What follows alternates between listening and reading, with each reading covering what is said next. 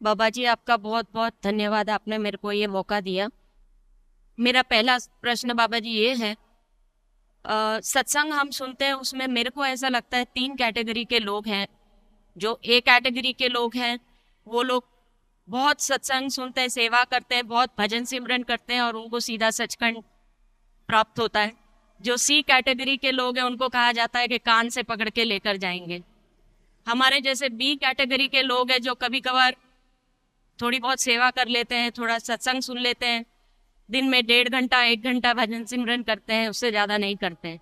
हमारे लोगों का क्या होगा?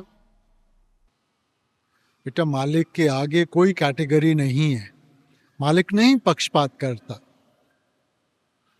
परमार्थ में प्रेम और प्यार की भावना की बात है बेटा।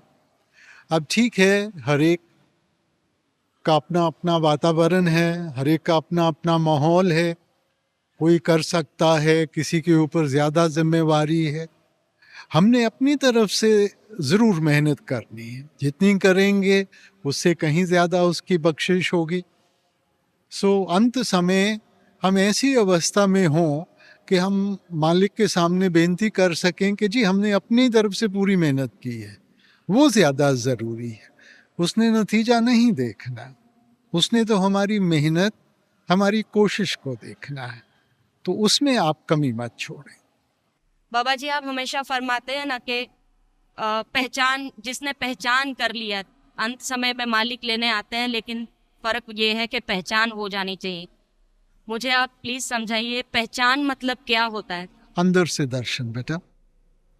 और अगर अंदर से दर्शन नहीं हो पाए तो?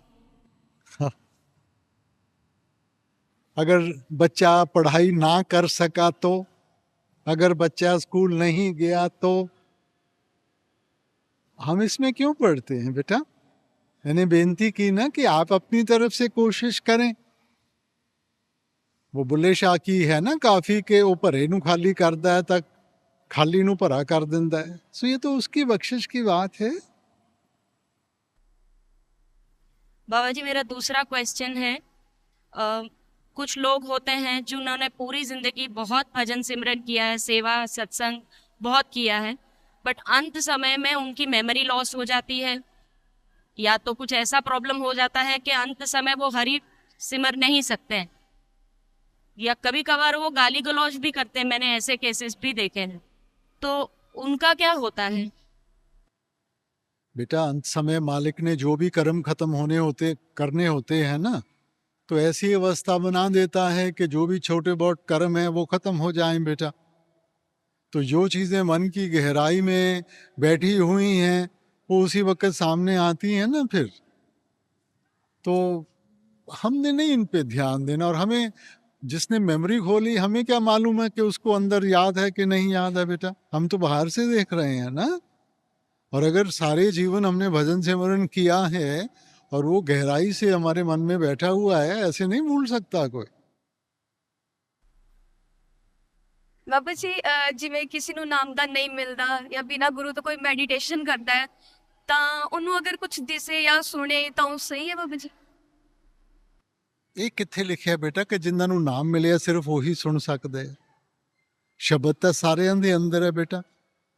ਔਰ ਆਪਾਂ ਨੂੰ ਹਰੇਕ ਨੂੰ ਜ਼ਿੰਦਗੀ ਨਾ ਕਿਸੇ ਵਕਤ ਤੋਂ ਸੁਣਾਈ ਵੀ ਦਿੱਤਾ ਹੈ।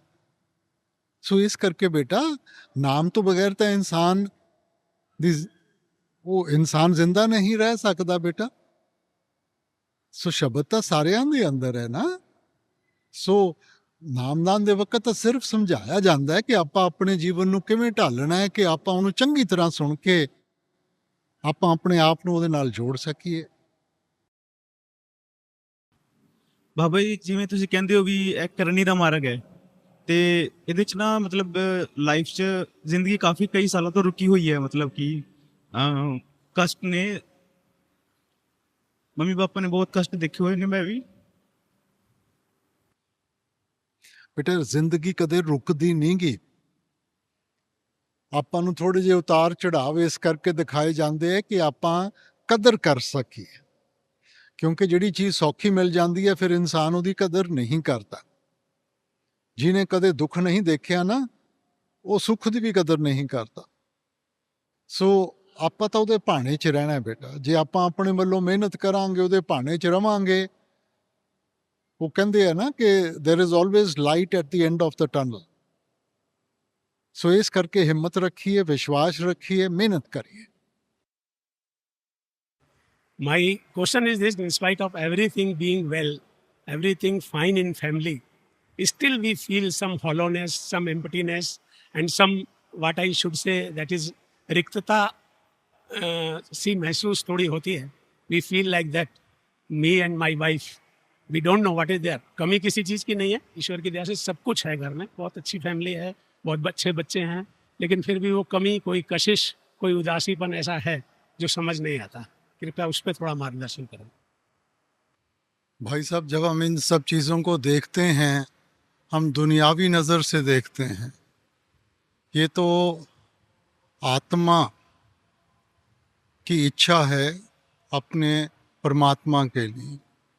तो दुनिया में औहदे, पैसा, घर बार, रिश्ते नाते सब मिल जाएं, मगर जब तक आत्मा अपने असल से मिलाप नहीं करेगी, उसको पूर्ण खुशी हासिल नहीं हो। सो हम बाहरले नज़रिए से देखते हैं और उनके साथ तुलना करते हैं, मगर ये जो कमी है, ये जो एहसास है, ये अंदर का है। तो जब भजन सिमरन करके अंदर से शब्द से जोड़ेंगे, उससे जो लज्जत आएगी, तब ये कमी पूरी होगी। ਬਾਬਾ ਜੀ ਇੱਕ ਕਨਸੈਪਟ ਹੈ ਸਾਊਂਡ ਆਫ ਸਾਇਲੈਂਸ, ਜਿਸ ਨੂੰ ਸੰਤ ਕਬੀਰ ਜੀ ਨੇ ਸ਼ਬਦ ਦੇ ਵਿੱਚ ਸੁਣਤਾ ਨਹੀਂ ਧੁਨ ਕੀ ਖਬਰ ਅਨਹਦ ਕਾ ਬਾਜਾ ਬਾਜਦਾ। ਇਸ ਕਨਸੈਪਟ ਨੂੰ ਮੈਂ ਪੂਰੀ ਤਰ੍ਹਾਂ ਸਮਝਣਾ ਚਾਹੁੰਦਾ ਬਾਬਾ ਜੀ। ਤੇ ਇਹ ਹੈ ਕਿ ਤੇ ਜੇ ਧੁਨ ਹੈ ਤਾਂ ਕਿਵੇਂ ਇਸ ਨੂੰ ਸੁਣ ਸਕਦੇ ਹਾਂ, ਤੇ ਪਰਮਾਰਥ ਦੇ ਰਸਤੇ ਵਿੱਚ ਅੱਗੇ ਆਪਾਂ ਇਸ ਨੂੰ ਕਿਵੇਂ ਯੂਜ਼ ਕਰ ਸਕਦੇ ਹਾਂ। बेटा इसे करके तो भजन सिमरन करते हैं। इस वक्त साडा ख्याल बाहर फैलिया होया है। ਜਦੋਂ ਅਸੀਂ ਉਹਨੂੰ ਇਕਾਗਰ ਕਰਕੇ ਅੰਦਰ ਲੈ ਕੇ ਜਾਵਾਂਗੇ, ਤਾਂ ਹੀ ਉਹ ਧੁਨ ਸੁਣਾਈ ਦੇਊਗੀ। ਬਾਣੀ ਨੇ ਵੀ ਕਿਹਾ ਹੈ, ਧੁਨ ਵਾਜੇ ਅਨਹਦ ਗੋਰਾ, ਮਨ ਮਾਨਿਆ ਹਰ ਰਸ ਮੋਰਾ। ਸੋ ਇਹ ਜਿਹੜਾ ਮਨ ਦੁਨੀਆ ਦੇ ਐਸ਼ੋ ਇਸ਼ਰਤ ਵਿੱਚ ਫੈਲਿਆ ਹੋਇਆ ਹੈ, ਜਿੰਨਾ ਚਿਰ ਇਹਨੂੰ ਇਸ ਤੋਂ ਚੰਗੀ ਚੀਜ਼ ਨਹੀਂ ਮਿਲੂਗੀ, ਇਹ ਕਦੇ ਵੀ ਨਹੀਂ ਉਹਨਾਂ ਨੂੰ ਛੱਡ ਸਕਦਾ। ਅੰਦਰੋਂ ਉਹਦੀ ਮਿਠਾਸ ਆਊਗੀ, ਉਹ ਮਿਠਾਸ ਚੱਖ ਕੇ ਤਾਂ ਦੁਨੀਆ ਦੇ ਰੰਗ ਤਮਾਸ਼ੇ ਫਿੱਕੇ ਪੈਣਗੇ। ਸੋ ਇਹ ਤਾਂ ਬੇਟਾ ਸਾਰਿਆਂ ਨੇ ਜ਼ਿਕਰ ਕੀਤਾ ਹੈ। ਕੋਈ ਵੀ ਧਰਮ ਹੋਵੇ, ਸਾਰਿਆਂ ਨੇ ਉਸ ਸਾਊਂਡ ਦਾ ਜ਼ਿਕਰ ਕੀਤਾ ਹੈ, ਉਸ ਅਨਹਦ ਬਾਣੀ ਦਾ ਜ਼ਿਕਰ ਕੀਤਾ है। बाबा जी, मेरे को ना घूमने का शौक बहुत है, पर जो मेरे मम्मा पापा हैं उनको हमेशा डर लगा रहता है कि मैं कभी किसी गलत रास्ते ना चला जाऊं।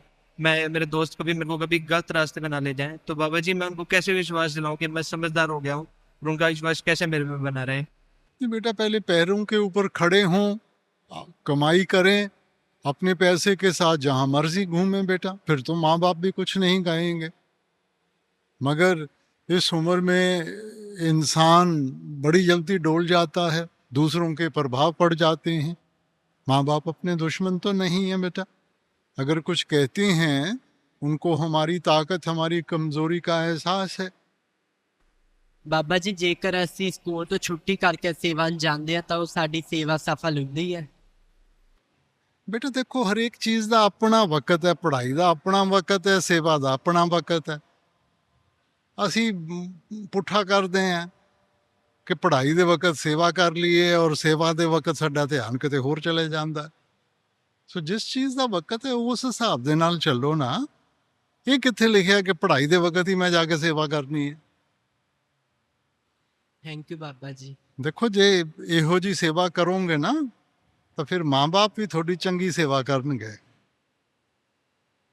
ਮਿਹਰ ਕਰਨਾ ਬਾਬਾ ਜੀ, ਨਾਮਦਾਨ ਦੀ ਬਖਸ਼ਿਸ਼ ਕਰਨਾ। बाबा जी, मैं अपने हर काम में 100% देती हूँ अपना, पर एट द एंड मेरे को हमेशा डर लगा रहता है। नेगेटिव कॉन्सिक्वेंसेस मतलब मेरे दिमाग में आते रहते हैं। तो मेरे को अपने माइंड को ऐसे कैसे चैनलाइज करना चाहिए कि मैं रिजल्ट्स भी सोचूं तो सिर्फ पॉजिटिव ही सोचूं उसके बारे में भी। बेटे, हमें रिजल्ट ध्यान रखना ही नहीं चाहिए। हमने अपना ध्यान मेहनत पे रखना है। देखो, जो नतीजा है वो इंसान के हाथ में नहीं है। अगर नतीजा इंसान के हाथ में होता तो दुनिया में तबाही मच जाती।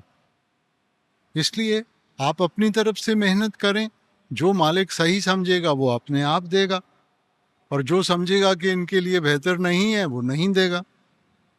हम जब नतीजे को लेके चलते हैं ना, इसीलिए ये दुख सुख होता है।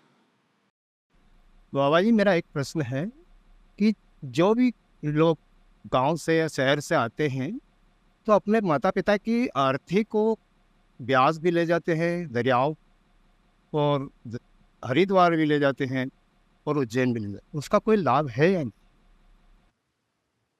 नहीं जी, देखो मकसद था कि चलते पानी में हम अपने जो भी हैं उनको बहा दें।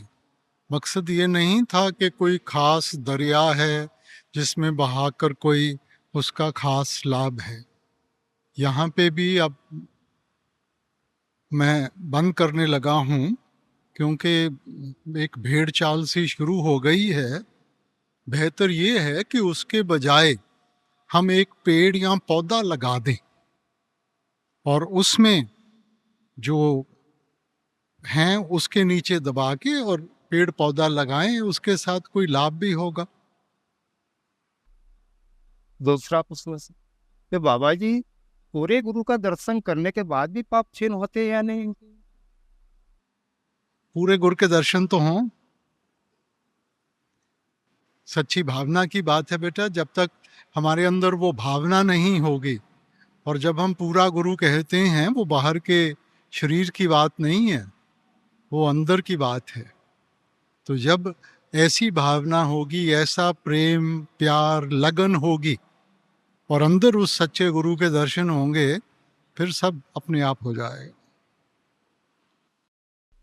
बाबा जी, मेरा सवाल है कि सवाल नहीं है, पर मेरा है कि मुझे इंजीनियरिंग में थोड़ा सा वो इंटरेस्ट नहीं है और मुझे साइकोलॉजी में जाना है, पर जिन जिन से बात करती हूँ वो सब कहते हैं कि engineering will give you as much as psychology will never can.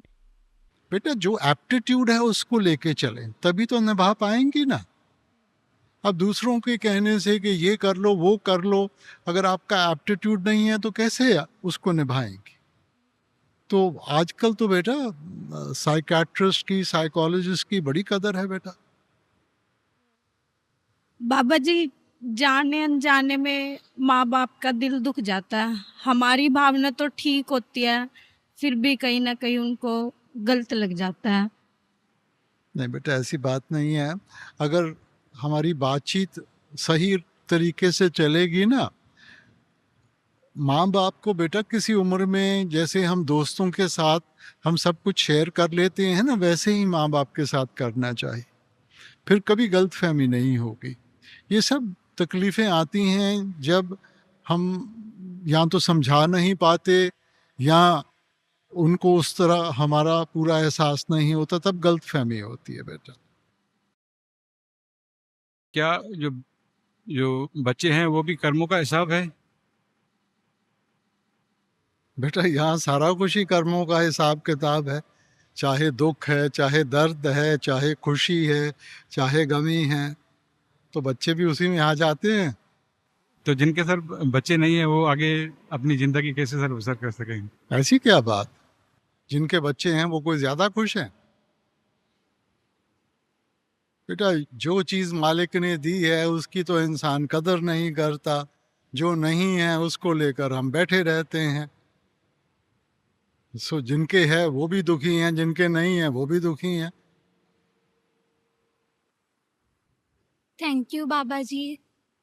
बाबा जी, बच्चे दूर ਜਾਂਦੇ ਨੇ ਪੜਨ ਵਾਸਤੇ ਤੇ ਉਹ ਆਪਣੇ ਪੇਰੈਂਟਸ ਤੋਂ ਦਾਦੂ ਦਾਦੀ ਤੋਂ ਦੂਰ ਹੋ ਜਾਂਦੇ ਨੇ, ਤੇ ਜਦੋਂ ਉਹਨਾਂ ਨੂੰ ਲੋੜ ਹੁੰਦੀ ਹੈ ਸਾਡੀ, ਅਸੀਂ ਉਹਨਾਂ ਨੂੰ ਮਿਲ ਨਹੀਂ ਪਾਉਂਦੇ ਤੇ ਉਹਦਾ ਬਹੁਤ ਬੁਰਾ ਲੱਗਦਾ ਹੈ ਫਿਰ।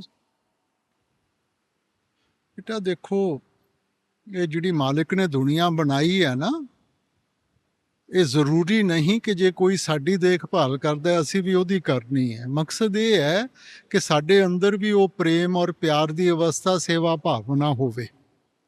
साडे माँ बाप ने साडा ख्याल रखिया, असीं अपने बाल बच्चों का रखीए, वो अपने अगे बाल बच्चों का रखणगे। ਸੋ ਜਿਸ ਜ਼ਿੰਮੇਵਾਰੀ ਦੇ ਨਾਲ ਮਾਲਕ ਨੇ ਭੇਜਿਆ ਆਪਾਂ ਉਹਦੇ ਉੱਤੇ ਧਿਆਨ ਰੱਖਣਾ ਹੈ ਬੇਟਾ।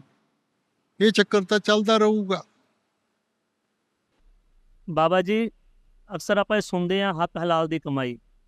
ਹੱਕ ਹਲਾਲ ਦੀ ਕਮਾਈ ਕਿਸ ਤਰ੍ਹਾਂ ਕੀਤੀ ਜਾਵੇ, ਕਿਉਂਕਿ ਦੁਕਾਨਦਾਰੀ ਦੇ ਅੰਦਰ ਆਪਾਂ ਨੂੰ ਬਹੁਤ ਤਰ੍ਹਾਂ ਦੇ ਝੂਠ ਬੋਲਣੇ ਪੈਂਦੇ ਹੈ, ਬਹੁਤ ਤਰ੍ਹਾਂ ਦੀਆਂ ਗੱਲਾਂ ਕਰਨੀਆਂ ਪੈਂਦੀਆਂ, ਤੇ ਆਪਾਂ ਹੱਕ ਹਲਾਲ ਦੀ ਕਮਾਈ ਕਿਸ ਤਰ੍ਹਾਂ ਕਰ ਸਕਦੇ ਹਾਂ? ਕਿਉਂ ਬੇਟਾ ਝੂਠ ਕਿਉਂ ਬੋਲਣੇ ਪੈਂਦੇ ਹੈ? ਰੇਟ ਵਗੈਰਾ ਦਾ ਹੈ ਰੇਟ ਦੇ ਬਾਰੇ ਵੀ ਰੇਟ ਇਹ ਹੈ ਉੱਚਾ, ਬਹੁਤ ਕੁਝ ਨਹੀਂ ਕਹਿਣਾ ਬੇਟਾ ਦੇਖੋ ਸਿੱਧੀ ਜੀ ਗੱਲ ਹੈ, ਕੋਈ ਦੁਕਾਨਦਾਰੀ ਕਰਦਾ ਹੈਗਾ ਉਹਨੂੰ ਕੋਈ ਮੁਫਤ ਦੀ ਦੁਕਾਨ ਤਾਂ ਨਹੀਂ ਖੋਲੀ। ਉਹ ਜੇ ਕਰਦਾ ਤਾਂ ਕਾਰੋਬਾਰ ਵਾਸਤੇ ਕਰਦਾ ਕਿ ਉਹਦਾ ਨਫਾ ਹੋਵੇ ਉਹਦੇ ਵਿੱਚ, ਕਿ ਆਪਣੇ ਘਰ-ਬਾਰ ਨੂੰ ਪਾਲ ਸਕੇ। ਸੋ ਇਸ ਕਰਕੇ ਉਹ ਤਾਂ ਠੀਕ ਹੈ, ਮਗਰ ਤੁਸੀਂ ਇਹ ਦੂਜੀ ਗੱਲ ਹੈ ਕਿ ਚੀਜ਼ ਕੋਈ ਹੋਵੇ ਔਰ ਉਹਨੂੰ ਕੁਛ ਕਹਿ ਕੇ ਤੁਸੀਂ ਉਹਨੂੰ ਵੇਚੋ। ਸੋ ਆਮ ਕਾਰੋਬਾਰ ਵਿੱਚ ਜਿੰਨਾ ਤੁਹਾਡਾ ਨਫਾ ਹੈਗਾ ਉਹ ਰੱਖ ਕੇ ਤੁਸੀਂ ਕਾਰੋਬਾਰ ਕਰੋ, ਬੜੀ ਖੁਸ਼ੀ ਨਾਲ ਕਰੋ, ਗਲਤ ਕੰਮ ਨਾਲ ਕਰੋ। बाबा जी शुक्र है मालिक का, आपने बहुत अच्छे बच्चे दिए हैं। मुझे बस ये पूछना था कि बच्चों की शादी करते वक्त जात पात को देखना चाहिए या नहीं? बेटा इसमें क्या है, ये सिर्फ इंसान ही फर्क करता है, कुदरत ने तो नहीं फर्क किया। क्या उनमें किसी और का खून है या किसी और मालिक ने उनको बनाया है? पेड़ पौधे क्या पूछते हैं कि आपका मजहब या जात कौन सा है? बेटा ये सिर्फ इंसान पूछता है। जात पात पूछे ना को, हर को भजे सो हर का हो। अच्छे इंसान होने चाहिए। अगर अच्छे इंसान नहीं, आपके मजहब, आपके जात, आपकी जान पहचान वाले हों, बच्चे का तो जिंदगी सत्यानाश हो जाएगी ना। और अगर अच्छे इंसान है, किसी भी जात के धर्म के हों, बच्चा खुश रहेगा। ਮੈਨੂੰ ਸੰਗੀਤ ਦਾ ਬਹੁਤ ਹੀ ਸ਼ੌਂਕ ਹੈ। ਮੈਨੂੰ ਇੱਦਾਂ ਮਹਿਸੂਸ ਹੁੰਦਾ ਹੈ ਕਿ ਸੰਗੀਤ ਦਾ ਪਰਮਾਤਮਾ ਨਾਲ ਕੋਈ ਸੰਬੰਧ ਹੈ, ਕਿਉਂਕਿ ਗੁਰਦੁਆਰਿਆਂ ਵਿੱਚ ਵੀ ਰਬਾਬ ਆਦਿ ਕਈ ਇੰਸਟਰੂਮੈਂਟਸ ਨਾਲ ਕੀਰਤਨ ਕੀਤਾ ਜਾਂਦਾ ਹੈ। ਕੀ ਇਹ ਸੰਬੰਧ ਸੱਚੀ ਹੈ? ਬੇਟਾ ਸ਼ਬਦ ਨੂੰ ਕਹਿੰਦੇ ਹੀ ਮਿਊਜ਼ਿਕ ਆਫ ਦ ਸਫੀਅਰਸ ਹੈ। ਸੋ ਆਪਾਂ ਆਪਣੇ ਆਪ ਨੂੰ ਇਹ ਜਿਹੜੇ ਬਾਹਰਲੇ ਬਾਜਿਆਂ ਦੀ ਧੁਨ ਹੈ, ਜੇ ਇਹ ਸਾਨੂੰ ਮੋਹਿਤ ਕਰਦੀ ਹੈ ਤਾਂ ਤੁਸੀਂ ਤਾਂ ਅੰਦਾਜ਼ਾ ਹੀ ਨਹੀਂ ਲਗਾ ਸਕਦੇ ਕਿ ਜਿਹੜੀ ਅੰਦਰਲੀ ਧੁਨ ਹੈ ਉਹ ਕਿੰਨੀ ਮੋਹਿਤ ਕਰੂਗੀ ਬੇਟਾ। ਸੋ ਬਾਹਰ ਠੀਕ ਹੈ, ਮਗਰ ਇੱਕ बैलेंस रखो और मकसद तो अपना यही है कि आप उस अंदरली धुन दे नाल जोड़िए अपने आप ਨੂੰ बेटा। बाबा जी राज स्वामी जी, बाबा जी संत कहते कि संत अपनी दया करते हैं तब जीव अपना सेवन भजन सेवन कर सकता है, आदमी नहीं करते तो कैसे चल सके से वो बेटा उसने तो नामदान दे के सारी जो बख्शिश करनी थी कर दी। जी अब हमने उसका कदर करना है ना। हम सोचते हैं कि मांगने के साथ मिलेगा। अब जब तक हम कदम नहीं उठाएंगे, उस चीज की कदर करके निभाने की कोशिश नहीं करेंगे, सिर्फ लफ्जों के साथ तो नहीं हासिल होगा ना। ये चीजें मांगने के साथ नहीं, करनी के साथ। नहीं, वो कहते संत अपनी दया करे, जीव के बस कुछ नहीं है, सब संतों के बस में, जो संत चाहे वो कर सकते हैं, संतों के बस में संत क्या नहीं कर सकते हैं संत। बेटा ठीक है, वो जो चाहे कर सकते हैं, मगर जो चीज ऐसे आसानी से मिल जाए इंसान उसकी कदर भी नहीं करता। अब पैसा है, अगर हम मेहनत से खून पसीने की कमाई से पैसा कमाएंगे उसकी कदर होगी। जो चीज आसानी से मिल जाएगी कदर नहीं होगी, हम उसको गवा के बैठ जाएंगे। सो बेटा जब तक हमारी मेहनत नहीं होगी हम संभाल नहीं पाएंगे। बाबा जी हमें अपने हक के लिए बोलना चाहिए। हक है क्या? कोई जैसे घर में कोई प्रॉपर्टी का हो जाए या कुछ, उस टाइम हमें चुप करा दिया जाता है, हम सत्संगी हैं। मैं नहीं कहता कि अपना हक ना मानो, मगर इतना भी मत उसको मन में बिठा लो कि हमारा सुख चैन खत्म हो जाए। बाबा मालिक ने जो दिया है सुख के लिए दिया है, और अगर कोई भी चीज आपको चिंता में लेके जाती है या दुख बनती है, उससे दूर रहना चाहिए। राजस्वामी बाबा जी, बाबा जी, संतों की बाड़ी में ये लिखा हुआ है कि पलटू लिखिया नसीब का संत देत हैं फेर, और इसी तरीके से बाइबल के न्यू टेस्टामेंट में भी लिखा है कि विधियों का वो लेख जो तेरे नाम से तेरे विरोध में लिखा गया मिटा डाला जाएगा। तो बाबा जी, क्या प्रारब्ध को बदला जा सकता है? लेकिन सत्संग में तो ये फरमाया जाता है कि कर्म अटल हैं और उन्हें भोगना ही पड़ेगा। बेटा, जैसी करनी वैसी परनी। मालिक ने सृष्टि को बना के उसने एक कानून बना दिया कि जैसा कदम उठाओगे, जैसा बीज बोओगे, वैसी फसल मिलेगी। अब वो कानून नहीं बदल सकता। अब है सब कुछ कर्मों के ऊपर निर्भर बेटा।